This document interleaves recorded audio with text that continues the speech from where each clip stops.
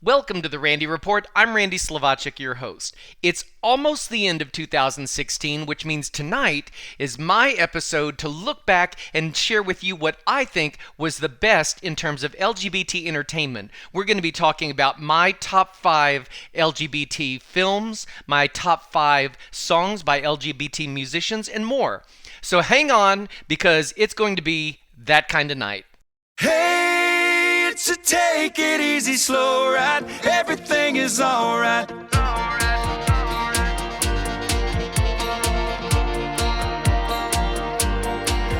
It's a roll down your window. Night moves on the radio. Kind of night, kind of night. It's a you and I here and now. Reckless in a hometown. Kind of night, kind of night. Whoa, whoa. It's all ours, baby. Whoa, whoa. It's our time. Hey, it's a take it easy, slow ride. Everything is alright. High on us, kind of night. Hey, it's a chase away the sunrise. Hold on to the moonlight. Kiss you about 1,000 times. Kind of night. It's a drive through the desert. Stars go on forever. Kind of night, kind of night. It's a beautiful getaway. Saying everything we want to say.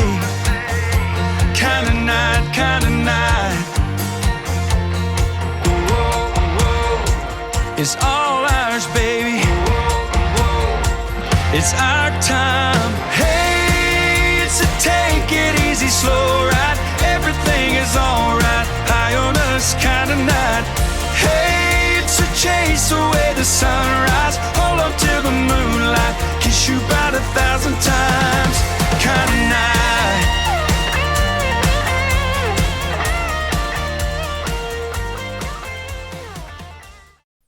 And we are off and running with the Randy Report's Best of LGBT Entertainment from the year 2016. That was That Kind of Night by out country singer Ty Herndon, which was the first single from his latest studio album, House on Fire, which he released in November of this year. House on Fire marks his first album release since coming out as a gay man in November 2014. Speaking to Rolling Stone magazine, Herndon said that this album was a new education for me, for my future, investing in my life as a songwriter and a producer, and getting outside of my comfort zone. And Lord knows I got outside of my comfort zone when I came out, but I came outside of my comfort zone to move into a life of pure authenticity. And that was most important to me. I really liked the song from the minute I heard it. I like the construction of the song. I think it's very well produced, and Ty Herndon's vocals have never been better. The song just feels like a Saturday night. It feels like a Saturday night that you're going to go out and have fun. And speaking of having fun, let me just describe to you what this show is for me. I'm not technically a film critic, I'm not technically a music critic, but I have been in entertainment as an actor and a director and a singer and a choreographer for almost 40 years. And so what I'm going to share with you tonight are songs and films and other forms of LGBT entertainment this year that affected me, that gave me a visceral response that I enjoyed, or I felt that I really got what the creators were trying to say. I'm only going to give you top 5s. Yes, we don't do top 10s here because we'll be here all night.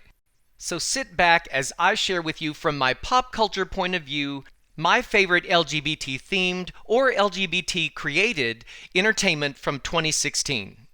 Moving to my top 5 LGBT movies of 2016, there's no way I couldn't start with the independent film that's run away with audiences and is sure to be racking up awards this award season, Moonlight. Moonlight is a coming-of-age film about a gay black youth growing up in the Liberty City neighborhood of Miami, which was affected by crack cocaine and the AIDS epidemic in the 1980s. The young man in the film struggles with the boys at school who incessantly bully him, but he also has to deal at home with a drug-addicted mother and coming to terms with his own attraction to men. The New York Times wrote of the film, "To describe Moonlight as a movie about growing up poor, black, and gay would be accurate enough. It would also not be wrong to call it a movie about drug abuse, mass incarceration, and school violence. But those classifications are also inadequate, so much as to be downright misleading. It would be truer to the mood and spirit of this breathtaking film to say that it's about teaching a child to swim, about cooking a meal for an old friend, about the feeling of sand on skin and the sound of waves on a darkened beach, about first kisses and lingering regrets. Based on the play In Moonlight Black Boys Look Blue by Terrell Alvin McRaney, Moonlight is both a disarmingly, at times almost unbearably personal film and an urgent social document, a hard look at American reality and a poem written in light, music, and vivid human faces. And the LA Times wrote, Moonlight is magic, so intimate you feel like you're trespassing on its characters' souls, so transcendent it's made visual and emotional poetry out of intensely painful experience. It's a film that manages to be both achingly familiar and unlike anything we've seen before. I was almost numb watching the film in the theater myself. There were so many moments that I could mention, but I don't want to ruin it for you. I will let you know that the film is constructed in 3 acts, following 3 separate episodes in the young man's life, from a youngster to a teenager to a young adult male. I can't recommend the film enough. It is powerful, it's impactful, and it's rare that black gay men get this kind of screen portrayal, the kind that shows them with haunting and joyful complexity and receives glowing reviews from top critics. And a lot of its power comes from the fact that it is done with so much simplicity. There aren't any visual tricks here. There's just beautiful cinematography and excellent storytelling. Often the most impactful moments are the quietest. This is easily the must-see LGBT movie of the year. It's just been nominated for 6 Independent Spirit Awards, 6 Golden Globe nominations, and 3 SAG Awards. Go see this film. The second film I want to tell you about just finished its ride on the film festival circuit and will be released early in January. The title of the film is Retake and stars Tuck Watkins and Devin Gray. Here's a synopsis of the film. When handsome businessman Jonathan picks up a nameless rent boy off the streets of San Francisco, he senses that they may have some sort of connection, and he hires him for the next 2 days to travel with him to the Grand Canyon. He offers to pay him well on the condition that he role-plays with him, follows every single instruction, and never asks any personal questions in return. With Jonathan insisting in providing him with very particular dated clothes to wear and recording the entire journey on a vintage Polaroid camera, it actually doesn't take too long for Brandon to start to piece together some of the parts of the puzzle. He realizes that his benefactor is simply trying to relive a past relationship or romance, but it takes him a little while longer to figure out why. There's always this overwhelming feeling that once the mystery will be uncovered, that there will be a crime or a death included that will add a whole new layer to the piece. Beyond the sexual chemistry, which is present from the very first meeting of the 2 men, they develop feelings beyond the roles that they're playing, despite the fact that Jonathan seems to do everything he can to resist the younger man's charms. Both men are clearly bearing the scars of their own past hurts, which are revealed in some of the temper tantrums they both have when things are not panning out exactly as Jonathan plans. Serious kudos to the director for an imaginative vision of one man's attempt to deal with the loss of his May-December relationship that he simply cannot move on from, until he learns to finally enjoy the present. I really enjoyed the film. Both lead actors give taut, tight, understated performances that contribute to a sense of suspense and tension throughout the film. It opens in Los Angeles on January 6th, and you'll be able to find it on video on demand and other digital download sites on January 10th. Time for more music. The second song I'm going to share with you from my top 5 original LGBT songs is by international recording artist and out singer-songwriter Jeb Havens, a big favorite on my daily blog, therandyreport.com.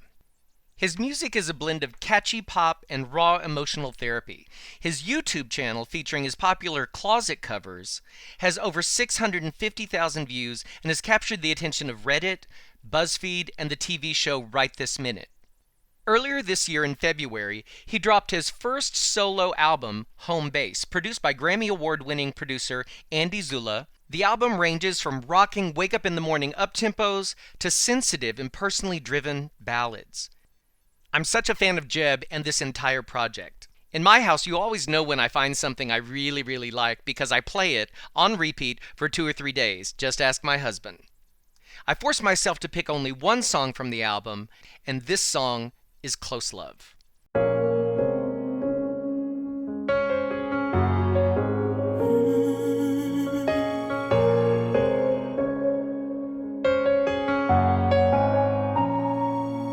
I know the right spot with the best part, and there's no ventilation, so everything you'll get is just a contact high.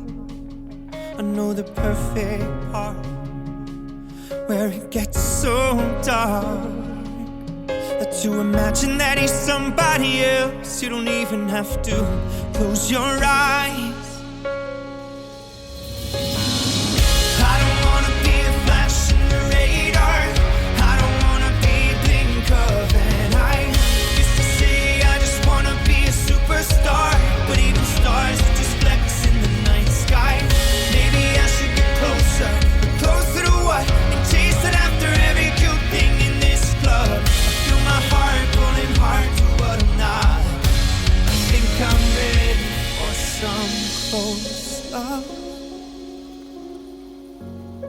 I'm ready for some close love. I think I'm ready, I know the right side. Tonight is live night. You just type it and they do it. It's like magic when you do it. It's like they know you're light. I know the green light where we can waste time, 'cause there's a highway down the middle so we can just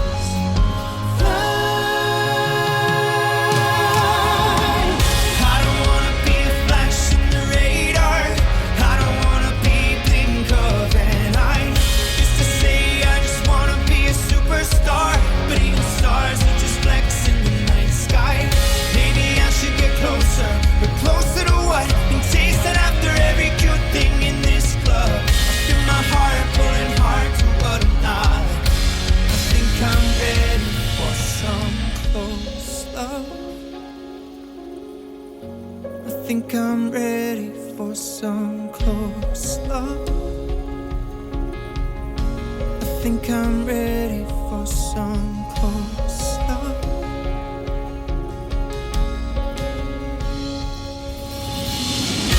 And all we want, and all we want, and all we ever wanted, just to matter to somebody, just to matter to somebody, somebody, yeah.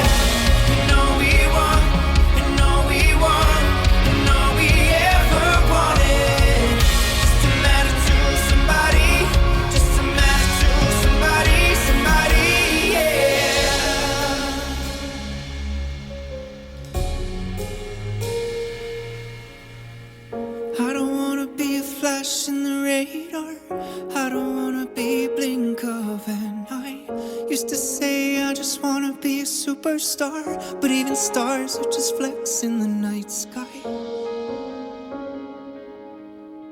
I think I'm ready for some close love. I think I'm ready for some close love.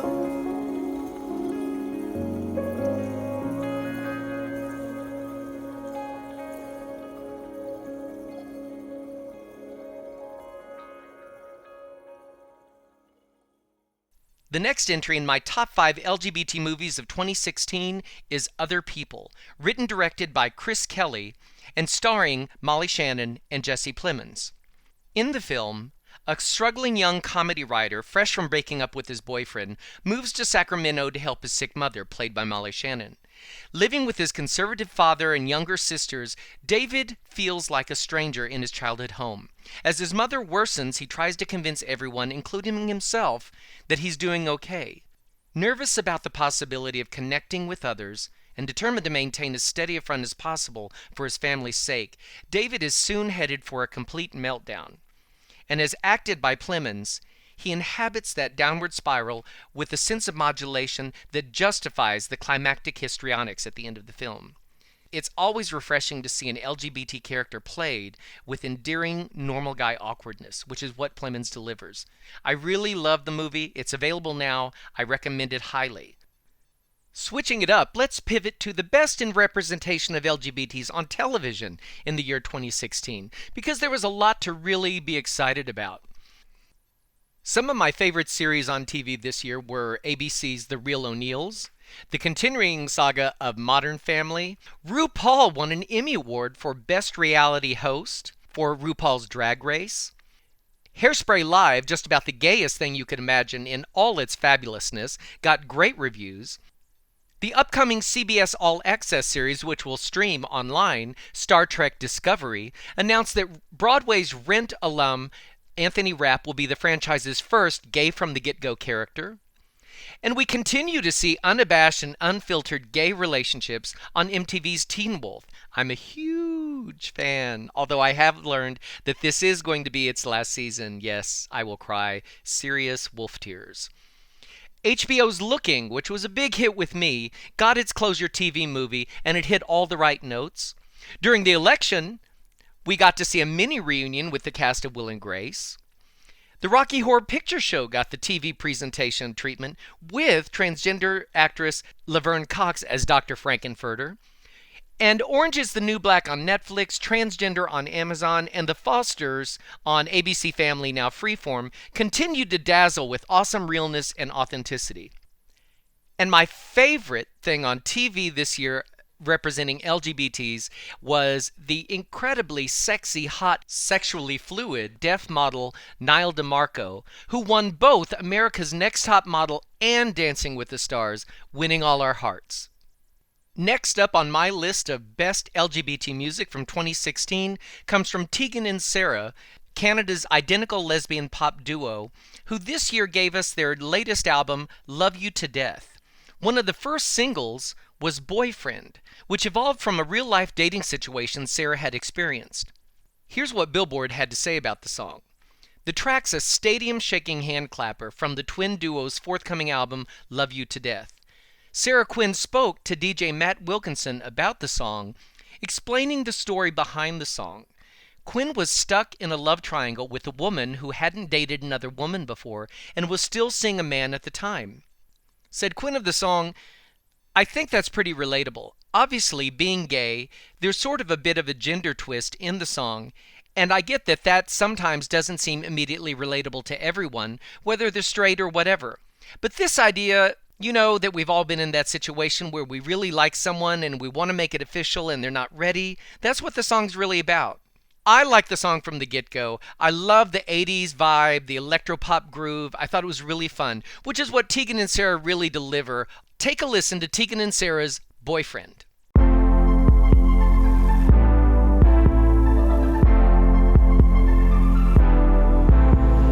Tell you that I love you, that I can't hold back. The feeling that you give me, wanna give it right back.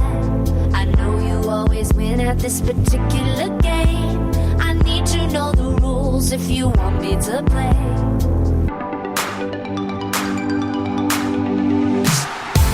You treat me like your boyfriend and trust me like a very best friend. Kiss me like your boyfriend. You call me up like you were your best friend. You turn me on like you were your boyfriend, but I don't wanna be your secret anymore. I'm trying to be honest 'cause I can't relax. When I get around you, I can't hide the fact. I let you take advantage 'cause it felt so good. I blame myself for thinking we both understood.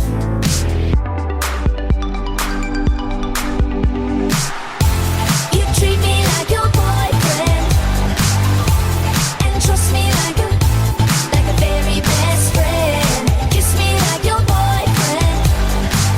You call me up like you were your best friend. You turn me on like you were your boyfriend, but I don't wanna be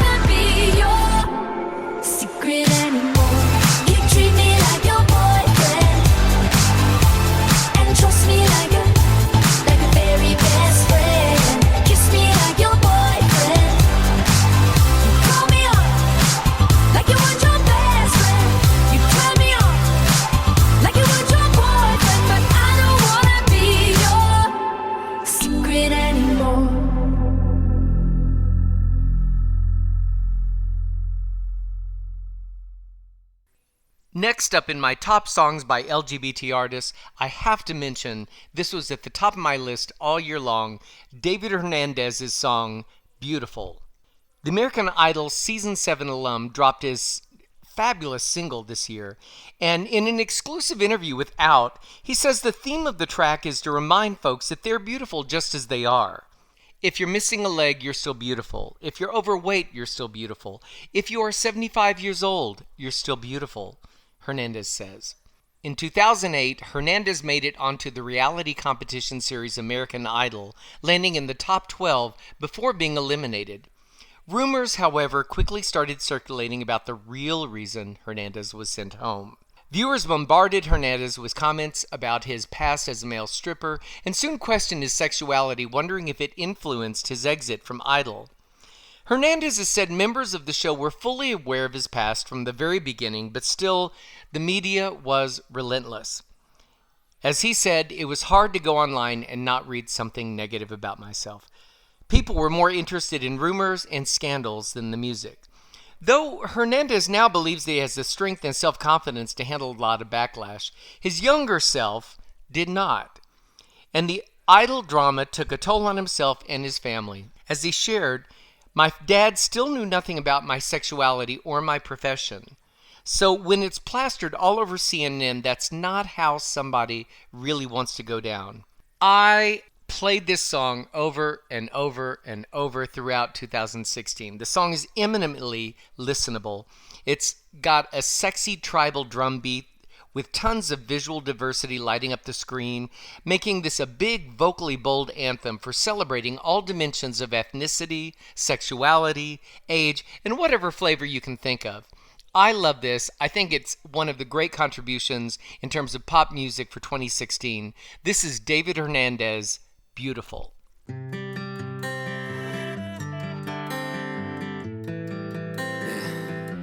The stars are in the sky and they're starting to align. I see you passing by and we're slowing down the time. Now my love is flashing by.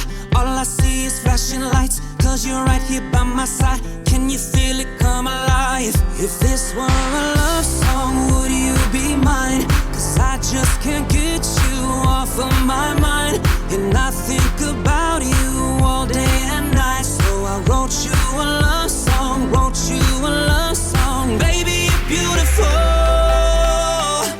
I think you're beautiful.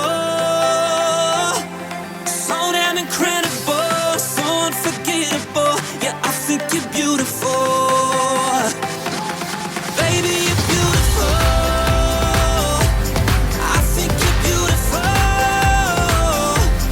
So damn incredible, so unforgettable. Yeah, I think you're beautiful. From the moment that we touched, no, nothing could stop the rush. You always pick me up, pick me up, pick me up. Now I'm feeling so much love, and I just can't get enough. So come on, lift me up, lift me up, lift me up, up. If this were a love song, would you be mine? Cause I just can't get you off of my mind. And I think about you all day and night. So I wrote you a love song, wrote you a love song. Baby, you're beautiful. I think you're beautiful. So damn incredible, so unforgettable. Yeah, I think you're beautiful. So tonight, it's just you and I. We're on fire, no one burns it brighter. So damn incredible, so unforgettable. Yeah, I think you're beautiful.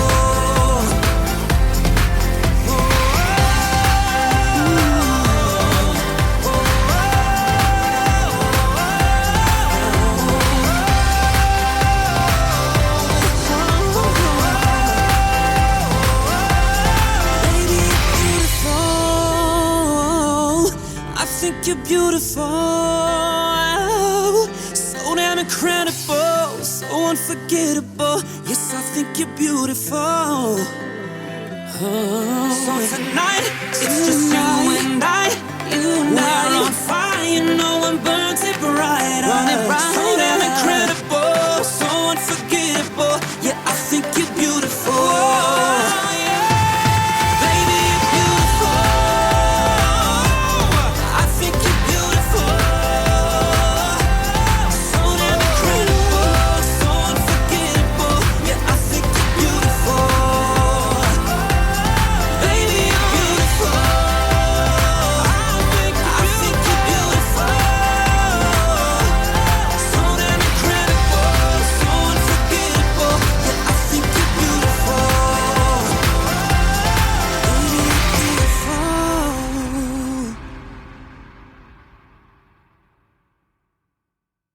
Two more films to round out my top 5 in LGBT films of 2016. The first being First Girl I Loved. The film won an audience award at Sundance for its casual treatment of a girl crush and the selfish asshole who gets in the way. A synopsis of the film reads, "Young love is complicated, especially when you're queer. First Girl I Loved lays bare these complications through the eyes of Anne, a 17-year-old girl who falls for a popular high school girl, Sasha. She divulges her crush to her best friend Clifton, who unbeknownst to Anne has been harboring his own crush for her. When Anne confides in her best friend, he rapes her, calls her a dyke, and continues to lash out as the two girls grow increasingly closer. Running through a narrative of relative innocence is a deeper one of consent, an issue that rarely finds itself played out on film. This is definitely one high school movie that won't bang you over the head with cliches or stereotypes, but despite its heavy content, First Girl I Loved is much more sweet than sour. It's obviously going to be compared to 2013's Blue is the Warmest Color, but it doesn't need to be because the film succeeds at reimagining a straight-heavy genre with chemistry and intelligence. My final Best of 2016 LGBT film may not find its way on many Best of lists, but I enjoyed it, and so I'm including it here purely because it was just a lot of fun. James Franco and Christian Slater starred in this year's King Kobra. And what made the movie fun was the fact that it refused to apologize for what it was. It had over-the-top acting, campy lines, but you take it at its face value. It's at times salacious, lurid, over the top, and gay, gay, gay. Of course, yes, it's somewhat shallow, but it's always entertaining the entire way through. Writer-director Justin Kelly, who also directed I Am Michael, creates a very kind of dense, over-the-top psychodrama here, and your enjoyment of it depends entirely on your ability to just accept it for its audaciousness and silliness. I think it's pulpy good times. The performances across the board are uniformly strong. We get to see Alicia Silverstone and Molly Ringwald in supporting roles, and the film captures a touching feeling of loneliness, and on the flip side, a kind of frantic, frenetic feeling that you just might not have enough money to live on. Who can't relate to that? In the long run, the enjoyment of the film really depends on not taking it too seriously. It's a small, creepy look at two trains hurtling towards each other, and you spend most of the time waiting for the big crash to happen. Christian Slater delivers a strong performance as a lonely, closeted, insecure film producer who sees dollar bills in his new star that he discovers for the porn world.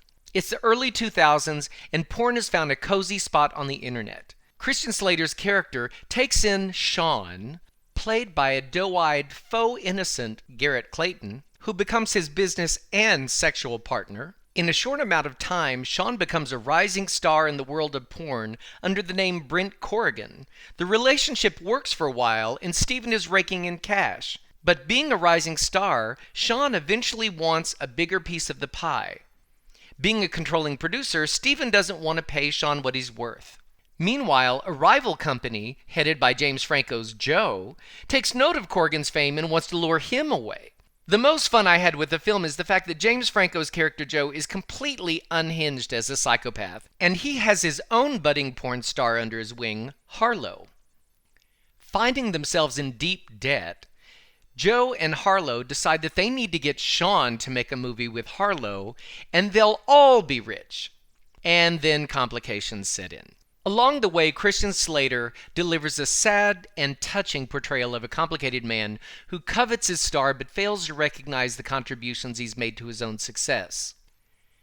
And James Franco, true to his work ethic, turns in an unabashed, throw caution to the wind performance, which is over the top, fun, and he exhibits a lot of zeal in not only his campy lines, but also in his gay sex scenes. What's not to like? At the end of it all, you have to just enjoy the film for what it is, a juicy piece of pulp fiction and strong performances by James Franco and Christian Slater. I had a lot of fun with it, and I think one day it's going to turn into one of those cult films that everybody enjoys, like Showgirls. With its goofy rhythms, it's a film that ultimately becomes a guilty pleasure. While I didn't find 5 specifically LGBT-themed musicals on Broadway this year to talk about, 3 definitely deserve my mention here on this show. The first being Dear Evan Hansen, which is recently transferred from off-Broadway to Broadway. The musical gives us a lonely teenager who inadvertently becomes a social media sensation and a symbol of the kindness that is often cruelly absent in high school hallways. The catalyst for this story is a troubled teenage boy's suicide whose sexuality is left undefined. Ben Platt, in the leading role, gives a genuine game-changing performance as a relatable outsider, Evan Hansen, who finds sudden purpose and social media stardom after telling a snowballed lie about his dead classmate. Although the leading role is not specifically LGBT, I think there's a lot of members of the LGBT community out there who can relate to the outsider status and finally being discovered by the world within their high school as embraceable. Next up, Lincoln Center Theater's fine revival of the 1992 musical Falsettos is pretty awesome and has a lot to sing about. Once innovative, but now imperative, the masterwork stars charmer Christian Borle as a neurotic man-child who, at the dawn of the AIDS epidemic, creates a non-traditional family with his ex-wife, his new boyfriend, played by Andrew Reynolds, his adolescent son, his psychiatrist, and his lesbian neighbors. As the New York Times wrote, there's hardly a moment in the exhilarating revival of Falsettos that doesn't approach or even achieve perfection. This singular show about an unorthodox family grappling with the complexities of, well, being just a family, orthodox or otherwise, has been restored to life some 25 years after it was first produced with such vitality that it feels as fresh and startling as it did back in 1992.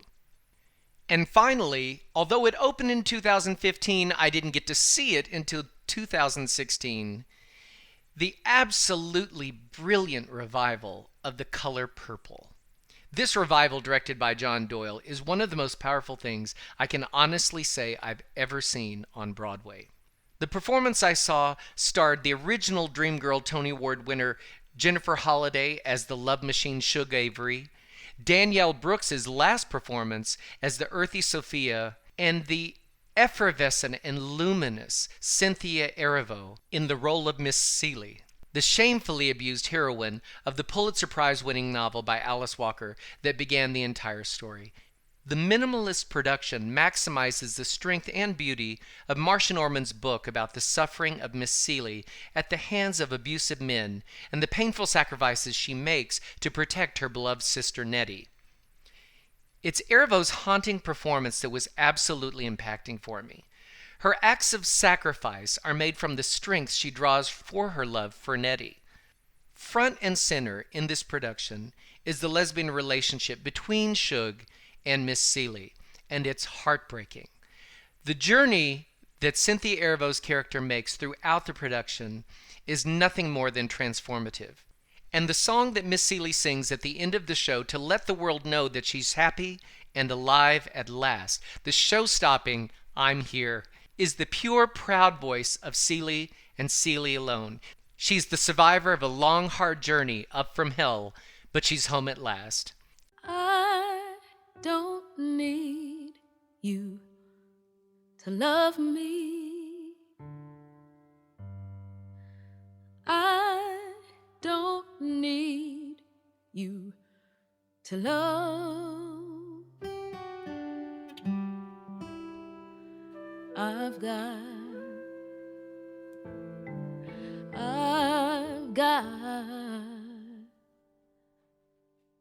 I've got my sister. I can feel her now. She may not be here, but she's still mine, I know. She still loves me.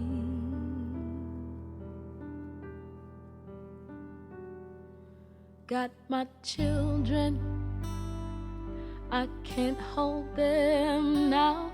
They may not be here,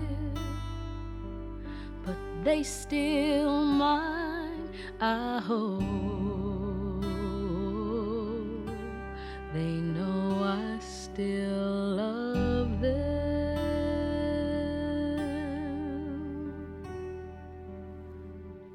Got my house, it still keep the cold out. Got my chair when my body can't hold out. Got my hands doing good like they supposed to. Showing my heart to the folks that I'm close to. Got my eyes, though they don't see as far now. They see more about how things really are now.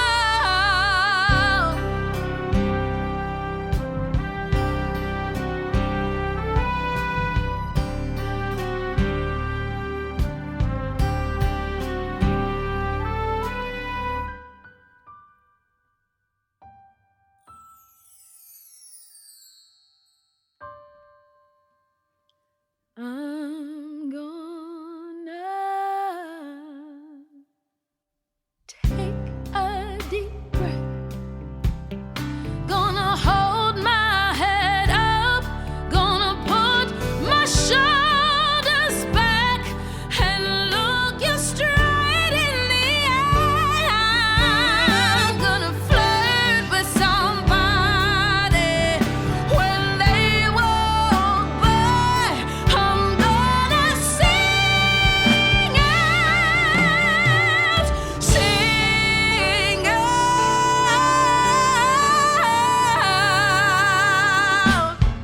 I believe I have inside of me everything that I need to live a bountiful life, and all the love alive in me. I'll stand as tall as the tallest tree, and I'm thankful for every day that I'm given, both the easy and hard ones I'm living. But most of all, I'm thankful for loving who I really am. I'm beautiful. Yes, I'm beautiful. And I'm here.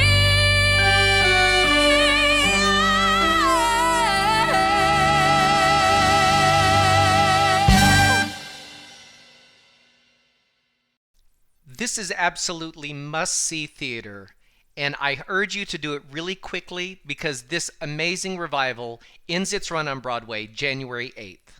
Do not miss it. Thanks for listening to this roundup of the best of LGBT entertainment in the year 2016. And remember, you can find me every single day on the internet on my daily blog, therandyreport.com, where I cover pop culture, politics, and entertainment of interest to the LGBT community.